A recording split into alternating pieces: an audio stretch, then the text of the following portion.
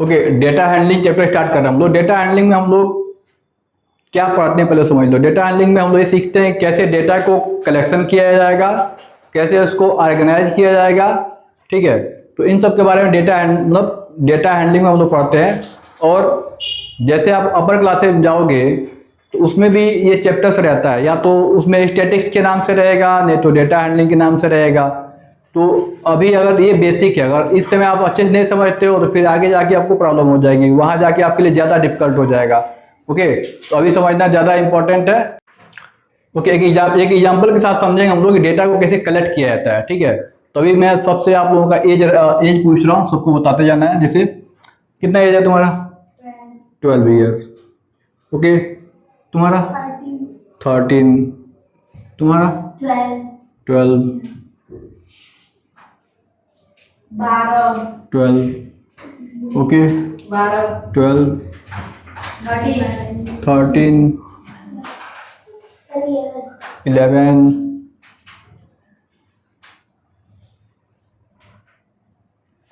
Okay, तुम्हारा? 14। Okay, 12, 13। देखना यहाँ पे। ओके, अब ये हमने क्या किया, यहाँ पे डेटा को कलेक्ट कर लिया।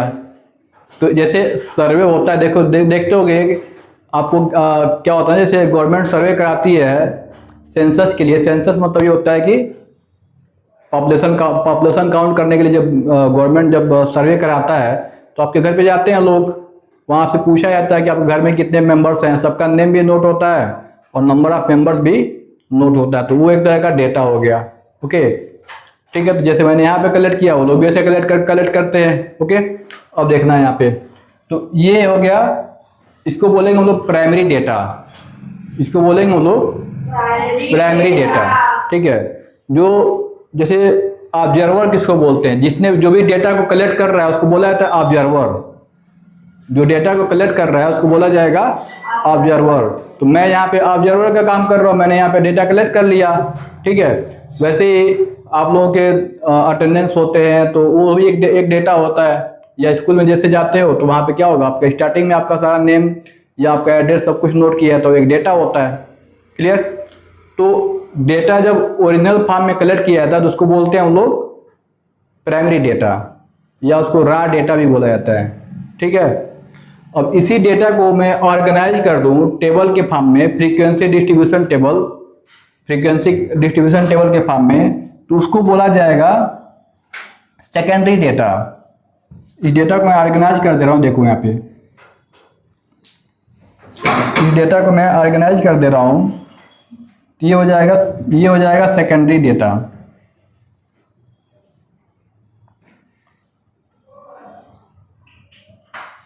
ओके, देखना आप, इसको मैं टेबल के फॉर्म में ऑर्गेनाइज कर दे रहा हूँ। ये सेकेंडरी डेटा हो जाएगा। यहाँ पे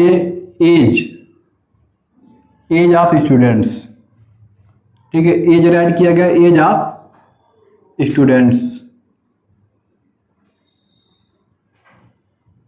एज ऑफ स्टूडेंट्स ऐड कर लिया गया। अब ये एज जो हमने किस में ऐड कर रहे हैं हम लोग, ईयर्स में। एज हमने किस में काउंट किया है, ईयर्स में। फिर यहाँ पे टैली मार्क आप लोग पढ़े हो, टैली मार्क पढ़े होगे, ठीक है। ये टैली मार्क, उसके बाद से फ्रीक्वेंसी क्या होती है मैं बताता हूँ आप लोगों को। फ्रीक्वेंसी जैसे कोई भी डेटा, कोई भी ऑब्जर्वेशन कितनी बार उस डेटा में आया है, कोई नंबर उस डेटा में कितनी बार आया है, उसको बोलते हैं हम लोग फ्रीक्वेंसी, ठीक है। तो अब देखना है यहाँ पे कौन कौन सा इसमें एज ग्रुप, देखो 11 है, 11 ईयर वाले बच्चे हैं, 12 वाले बच्चे हैं, 13 वाले और 14 वाले। तो 11 वाले कितने बच्चे हैं, 1। 11 में कितने हैं, 1। यहाँ पे टैली मार्क ड्रा करना, टैली मार्क कैसे ड्रा करते हैं, जैसे रोमन नंबर का आई, ठीक है, आई ड्रा करते हैं, जैसे आई ड्रा करते हैं। तो 11 है, तो 11 के लिए देखो पहले नंबर यहाँ कैसे काउंट करेंगे, ये 1 के लिए 1 1 टैली मार्क, 2, 3, 4 हो गया। Yes, sir. 4 तक तो हो गया। 5 के लिए यहाँ पे क्रॉस कर देते हैं, क्रॉस करेंगे तो 5 हो जाएगा, ठीक। तो 11 है तो यहाँ पे फिर से हमको 5 ड्रा करना पड़ेगा, 5, 5, 10 और 1, 11। क्लियर? Yes, sir. अच्छा यहाँ पे गलत हो गया ना, Yes, sir. यहाँ पे हमको Wrong हो गया। टैली मार्क किसके लिए ड्रा करना है, हमें टैली मार्क हमको ड्रा करना है किसके लिए, यहाँ पे 11 के लिए नहीं ड्रा करना है। टैली मार्क हम लोग को यहाँ पे 1 के लिए ड्रा करना है। 1 एक स्टूडेंट है तो यहाँ पे 1 रहेगा, ठीक है, 1 टैली मार्क, ओके। और यहाँ भी 1 आ जाएगा। फिर से 12 में कितने बच्चे हैं, 12 एज वाले 5 हैं तो यहाँ पे 5 ड्रा करना पड़ेगा। 1, 2, 3, 4 हो गया और एक क्रॉस करेंगे तो 5। इसमें कितना हो गया, 5। 13 एज वाले कितने बच्चे हैं, 3 तो यहाँ पे कितने टैली मार्क्स, 3 और यहाँ पे हो जाएगा 3। फिर से 14 ईयर वाले कितने बच्चे हैं, 1 तो 1 टैली मार्क, यहाँ भी 1। क्लियर? Yes, sir. इसमें मैंने क्या किया, डेटा को ऑर्गेनाइज कर दिया Yes, sir. Frequency distribution table के फॉर्म में, तो इसको बोला जाता है सेकेंडरी डेटा। तो डेटा को कैसे कलेक्ट करेंगे समझ में आ गया, Yes. ऑर्गेनाइज कैसे करेंगे समझ में आ गया। इसके अलावा इसको बार ग्राफ से, मतलब ग्राफ से भी शो किया जाता है, ग्राफ होता है, ग्राफ से भी शो किया जाता है। ग्राफ में भी डिफरेंट टाइप के ग्राफ बनते हैं, तो देखते हैं हम लोग पहले यहाँ पे समझते हैं डेटा होता क्या है। तो जैसे यहाँ पे हमने क्या किया, कलेक्शन किया था ना, यहाँ पे नंबर्स का कलेक्शन किया था, एज का कलेक्शन किया था। तो कलेक्शन ऑफ नंबर्स फिगर्स के फॉर्म में हो सकता है, फिगर्स और इंफॉर्मेशन, इसका डेटा, ओके। अब देखना है यहाँ पे एग्जांपल में क्या सकते हैं, मान लो कि वेदर रिपोर्ट देखते हो, वेदर न्यूज आता है तो उसमें वेदर का रिपोर्ट आता है, या न्यूज़पेपर आपके यहाँ आता है तो उसमें भी वेदर का रिपोर्ट दिया होता है, तो एक तरह का डेटा हो गया, ठीक है। उसके अलावा लिस्ट ऑफ मार्क्स, पेपर होता है तो आप लोगों के मार्क लिस्ट मिलते हैं, ठीक है, तो भी एक तरह का डेटा होता है। इस क्रिकेट मैच देखते हो तो उसमें स्कोर दिखाता है, स्कोर या तो रिटर्न फॉर्म में दिखाता है, नंबर के फॉर्म में, नहीं तो ग्राफ के फॉर्म में दिखाता है, लाइन ग्राफ के फॉर्म में दिखाता है, बार ग्राफ के फॉर्म में दिखाता है, ओके। देखना है यहाँ पे टाइप्स ऑफ डेटा, देखते हैं टाइप्स ऑफ डेटा क्या होता है। तो 2 टाइप्स के डेटा होंगे यहाँ पे, प्राइमरी डेटा और सेकेंडरी डेटा। तो प्राइमरी डेटा मैंने बताया, जब डेटा अगर ओरिजिनली कलेक्ट किया जाए तो उसको क्या बोलेंगे हम लोग, प्राइमरी डेटा, और उसको ऑर्गेनाइज कर दिया जाएगा फ्रीक्वेंसी डिस्ट्रीब्यूशन टेबल के फॉर्म में, चाहे ग्राफ के फॉर्म में, तो कौन सा डेटा हो जाएगा, सेकेंडरी डेटा हो जाएगा, ओके।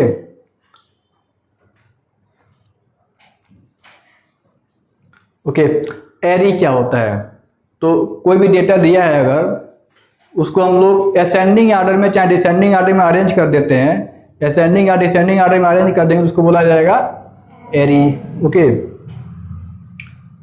ऑब्जर्वेशन, डेटा में जितने नंबर्स आते हैं सबको बोला जाता है observation. Each numerical value in data is called observation. Frequency, number of time and observation occur, जितनी बार भी कोई ऑब्जर्वेशन आएगा तो नंबर आएगा डेटा में, उसको बोलते हैं हम लोग फ्रीक्वेंसी। तो मैंने अभी जब ऑर्गेनाइज कर रहा था तो मैंने वहाँ भी बताया था फ्रीक्वेंसी के बारे में। जैसे यहाँ पे 5, 3, 6, 5, 2 है, तो इसमें 5 कितनी बार आया, 2 टाइम, तो 5 की फ्रीक्वेंसी हो गया 2। और 3 कितनी बार आया, 1 टाइम, तो 3 की फ्रीक्वेंसी 1। फ्रीक्वेंसी समझ में आ गया, Yes, sir. ओके। अब देखते हैं हम लोग यहाँ पे स्टैटिक्स क्या होता है। जो डेटा हैंडलिंग है इसको हम लोग स्टैटिक्स चैप्टर में ही पढ़ते हैं हम लोग, ठीक है। तो स्टैटिक्स होता है क्या, तो ये स्टैटिक्स जो है ये मैथमेटिक्स का ब्रांच है, मैथमेटिक्स का ब्रांच है जिसमें डेटा का कलेक्शन होता है।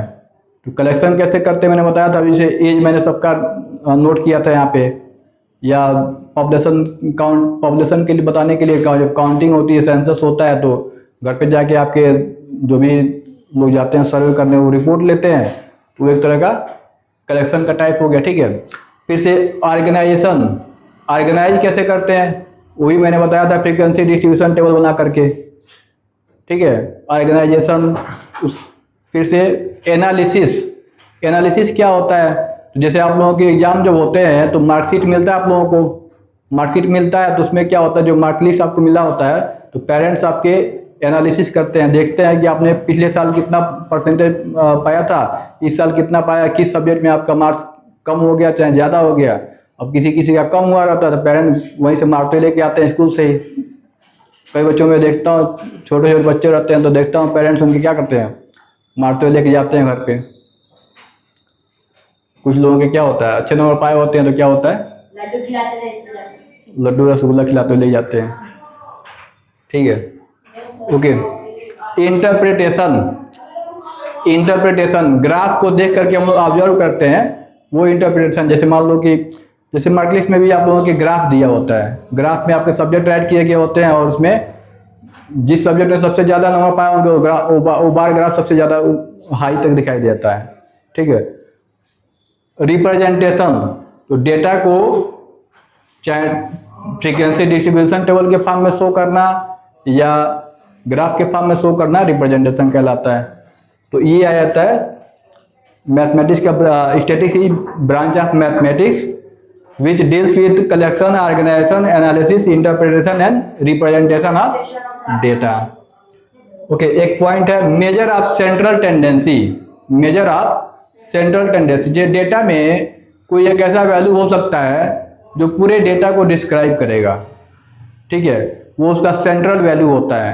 अब कैसे से 3 टाइप से सेंट्रल वैल्यू फाइंड करते हैं हम लोग, कैसे कैसे करते हैं। तो पहला मीन फाइंड कर सकते हैं। मीन जो आप लोग छोटे क्लासों में एवरेज पढ़ते हो वो मीन होता है।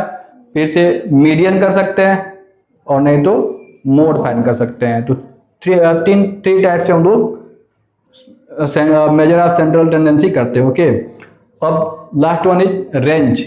रेंज क्या होता है, तो मैक्सिमम जो डेटा में जो सबसे ज़्यादा मतलब हाईएस्ट वैल्यू जो होगा, हाईएस्ट वैल्यू से लोएस्ट वैल्यू को माइनस कर देते हैं। Maximum value minus minimum value या highest value minus lowest value is called range. हो जाएगा ऐसे। तो रेंज फाइंड करना समझ में आ गया। ओके, इसके बाद से हम लोग क्वेश्चन को सॉल्व करेंगे। ठीक है, okay. Major of central tendency समझेंगे यहाँ पे।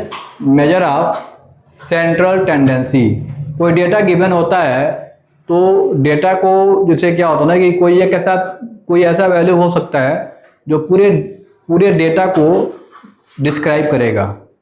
ठीक है, पूरे डेटा को डिस्क्राइब करेगा, उसको बोलते हैं हम लोग मेजर ऑफ सेंट्रल टेंडेंसी। तो सेंट्रल टेंडेंसी फाइंड करने के लिए 3 मेथड्स हैं। कैसे कैसे फाइंड कर सकते हैं, या तो हम लोग मीन फाइंड कर लें, या तो हम लोग क्या करेंगे मीन फाइंड कर सकते हैं। मीन को अरिथमेटिक मीन भी कहा जाता है। नहीं तो हम लोग मीडियन फाइंड कर लें। मीन, मीडियन और थर्ड नंबर है मोड फाइंड कर लें। मीन फाइंड कर लिया जाए, चाहे मीडियन फाइंड कर लिया जाए, चाहे मोड फाइंड कर लिया जाए। इससे जो है ये जो भी वैल्यू आएगा मोड का, चाहे मीडियन का, चाहे मीन का, वो पूरे डेटा को डिस्क्राइब करता है। जब कोई ज़रूरी नहीं कि जो सेंट्रल वैल्यू जो मीन आएगा चाहे मीडियन आएगा, तो ये कोई ज़रूरी नहीं है कि जो डेटा गिवन है उसी में से कोई वैल्यू रहे, उससे अलग हो सकता है उसका एवरेज रहे। ठीक है, लेकिन वो पूरे जो डेटा होगा उसको डिस्क्राइब करेगा। ठीक है, जैसे यहाँ पे देखते हैं लोग मीन कैसे फाइंड करते हैं हम लोग। तो मीन को हम लोग बोलते हैं अरिथमेटिक मीन। मीन को अरिथमेटिक मीन भी कहा जाता है।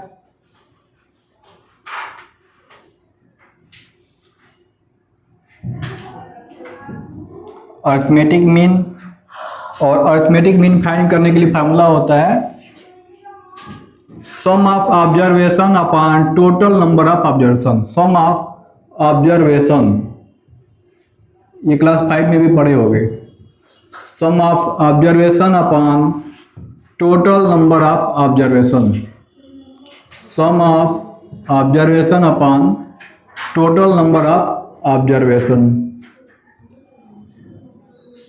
ठीक है, ये तो फार्मूला हो गया sum of observation upon total number of observation. इससे हम लोग मीन फाइंड कर लेते हैं।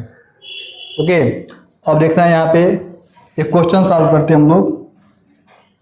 देखना, क्वेश्चन दिया है find the mean of 14, 16, 15, 5 and 10 इसका मीन फाइंड करना है। तो मीन फाइंड करने के लिए मैंने अभी फार्मूला बताया है। मीन फाइंड करने के लिए फार्मूला क्या यूज करते हैं हम लोग? Mean equal sum of observation upon number of observation. Sum of observation upon number of observation. Sum of observation upon number of observation.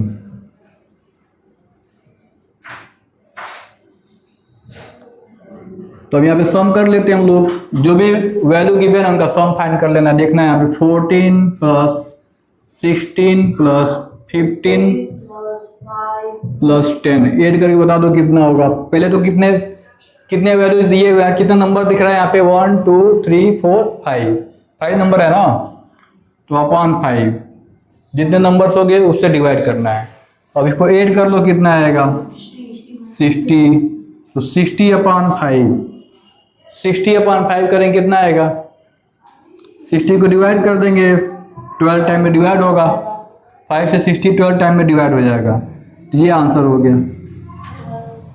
ठीक है, तो मीन फाइंड करना बहुत ईजी है ना, बस ऐड करके डिवाइड कर देना है। Yes, sir. अब 12 इसमें कहीं 12 नहीं दिया है, लेकिन ये इसमें जो भी डेटा है ये 12 के अराउंड होगा। ठीक है, 12 इसका एवरेज वैल्यू हो सकता है। अब देखना यहाँ पे क्वेश्चन है कि फाइंड द मोड। सबसे इजी होता है मोड फाइंड करना,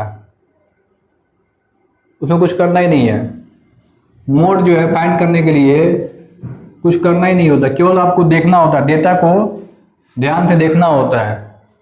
ठीक है, ध्यान से देखोगे मोड निकल जाएगा। ध्यान से देखो तो मोड निकला? नहीं निकला?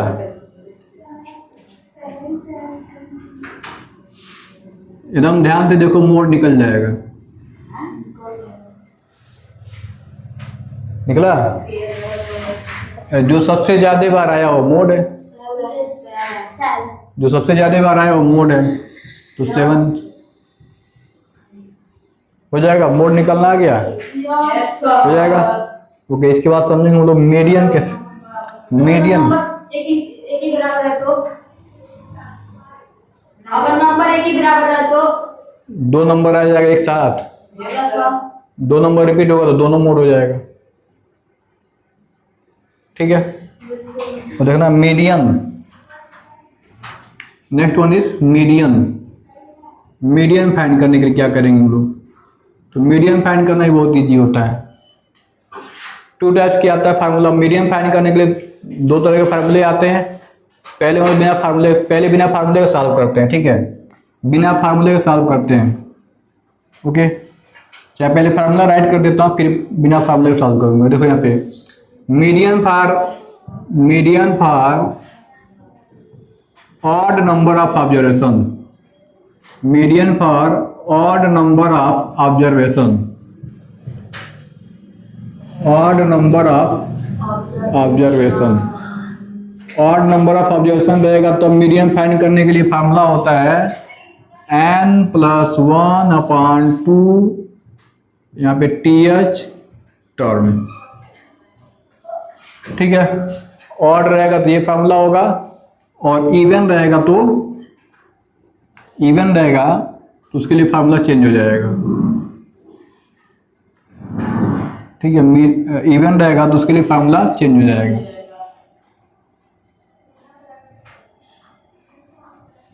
देखना है median for even number of observation. Even number of observation के लिए देखो क्या हो जाएगा। Median for even number of observation.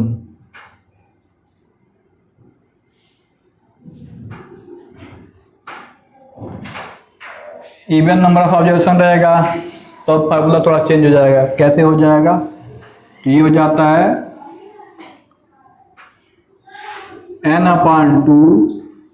n/2 TH।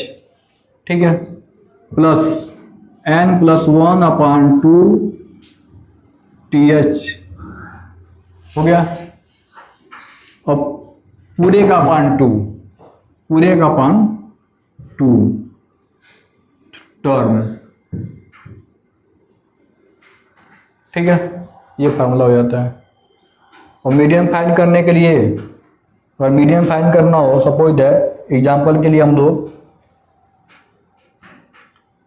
Suppose that हमको इसका मीडियन फाइंड करना है, तो मीडियन जब भी फाइंड करना होगा तो हम लोग को उसको या तो असेंडिंग आर्डर चाहे डिसेंडिंग आर्डर में पहले अरेंज करना पड़ेगा। असेंडिंग या डिसेंडिंग में पहले अरेंज करना होगा। जो भी डेटा होगा उसको पहले क्या करेंगे, असेंडिंग या डिसेंडिंग में अरेंज करेंगे। ठीक है, तो सपोज दैट इसमें इसका मीडियन फाइंड करना है, तो मीडियन फाइंड करने के लिए हम लोग मीडियन फाइंड करते हैं इसके लिए। तो सबसे पहले राइट करेंगे तो arranging in ascending order. Median find करना हो तो राइट करेंगे arranging in ascending order. Ascending order में अरेंज कर देंगे, arranging in ascending order. Okay, तो असेंडिंग आर्डर में अरेंज करो। पहले क्या आएगा जल्दी बताओ, पहले क्या आएगा 4, उसके बाद फिर से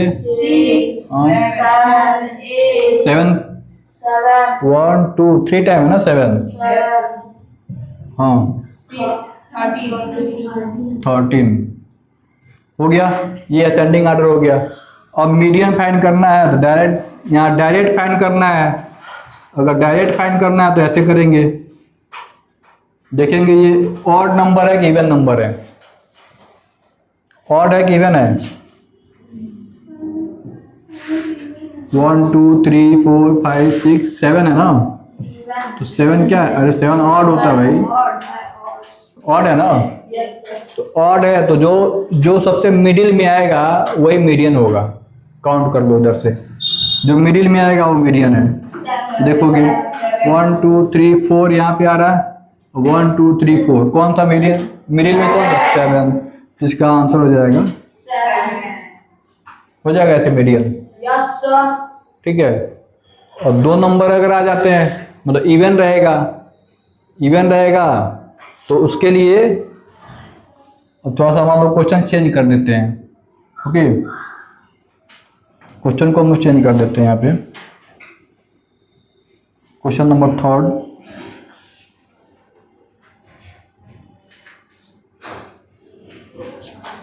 ओके, सपोज दैट क्वेश्चन ऐसे आ गया,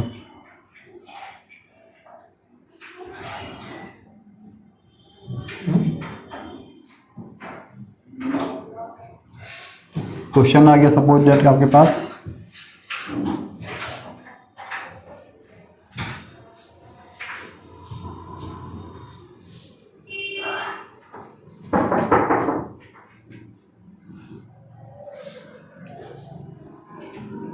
फाइंड मीडियन। सपोज दैट यहाँ पे राइट किया गया फाइंड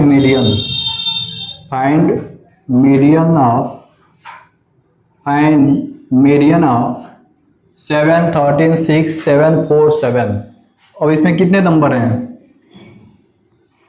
उसमें कितने नंबर हैं टोटल 6 है ना। Yes sir. तो इसके सॉल्यूशन में देखना यहाँ पे कैसे सॉल्व करेंगे। यहाँ पे सबसे पहले हम लोग क्या राइट करना होता है, right in arranging in ascending order, चाहे इवन रहेगा चाहे ऑड रहेगा। सबसे पहले ये करना होता है arranging in ascending order, arranging in ascending order.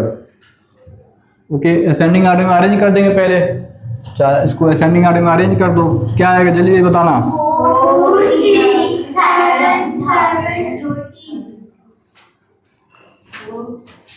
7 2 time है, 1 2 3 टाइम 7 है। और अच्छा, अब बताना इसमें n की वैल्यू, मतलब n मतलब नंबर ऑफ ऑब्जर्वेशन, कितने ऑब्जर्वेशन हैं 6 है, और 6 इवन है कि ऑड है, इवन। जब इवन रहेगा तो उसके लिए मीडियन इक्वल हो जाता है, मीडियन इक्वल मिडिल वैल्यू देखना हमको, इधर से 1 2 3 1 2 3, तो इसमें कितने मिडिल वैल्यू मिल रहे हैं, 2 मिल रहा है ना। तो दोनों को ऐड करके 2 से डिवाइड कर देना है। दो मिडिल वैल्यू आएंगे तो दोनों को ऐड करके क्या करना है, 2 से डिवाइड कर देना है। तो क्या आ रहा है आंसर 7। हो जाएगा ऐसे, Yes, sir. चैप्टर खत्म हो गया।